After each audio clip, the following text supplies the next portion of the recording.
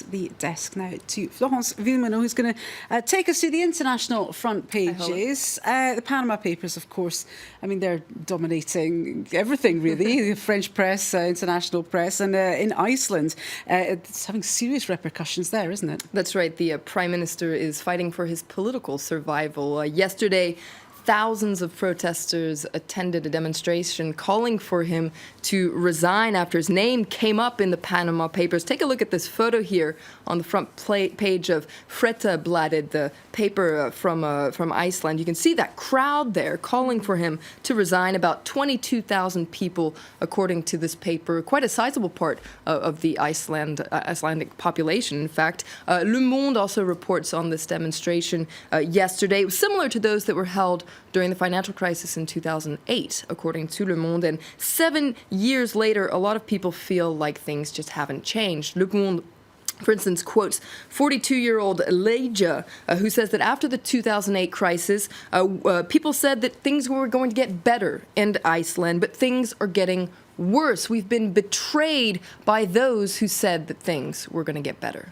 Well, the Russian President Vladimir Putin's also been in the spotlight following that leak, of course, but he hasn't appeared directly in the papers. It's his close associates who have. That's right, and the Kremlin has been very quick to bite back. Let's take a look at an article in the Moscow Times today denouncing what it calls a conspiracy orchestrated by the American Secret Service. The goal is to destabilize Russia, according to the Kremlin. Very interestingly, there's a similar tune in China. If we take a look at this editorial in the Global Times, you can see they're talking about the powerful force behind the Panama Papers. And this editorial accuses Western media of taking control of what it calls the interpretation of this massive data leak, and essentially just targeting people from non-Western countries, targeting leaders from non-Western countries, and the Global Times sees Washington's hand behind all this. The Global Times, always good value for money there. Well, several people close to President Xi Jinping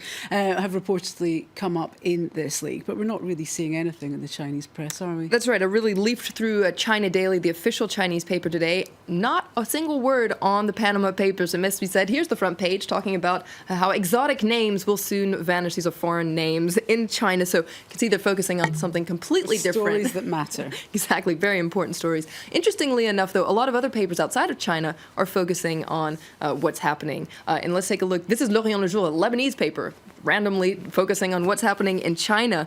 You can see they're talking about the fact that people close to President Xi Jinping have come up in the Panama Papers. And what's interesting, and L'Orient Le Jour reminds readers of this, is that since he came to power in 2012, well, the president has waved a very public campaign against corruption, a campaign aimed at cleaning up the Communist Party and tightening his grip on power, according to L'Orient Le Jour.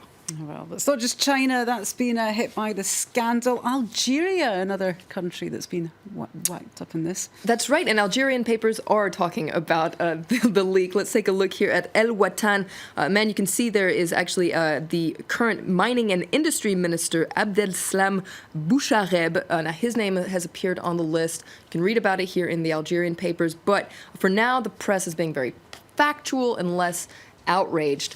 Lots of outrage, though, in the British papers because Prime Minister David Cameron's father has come up in the leak. You can see The Guardian all over this story. Exclusive, the hidden deals that helped David Cameron's father avoid paying UK tax. Now, the Prime Minister reacted by saying all this was a private matter, and there's a cartoon in The Guardian mocking the Prime Minister for just this. You can see him on a beach here in some tax haven saying, this is a purely private matter, move along, there's nothing to see here. Of course, that skeleton in the closet there for the Prime Minister. The Daily Mail, the right-wing tabloid, is also focusing on how Cameron has been dragged into this tax havens store.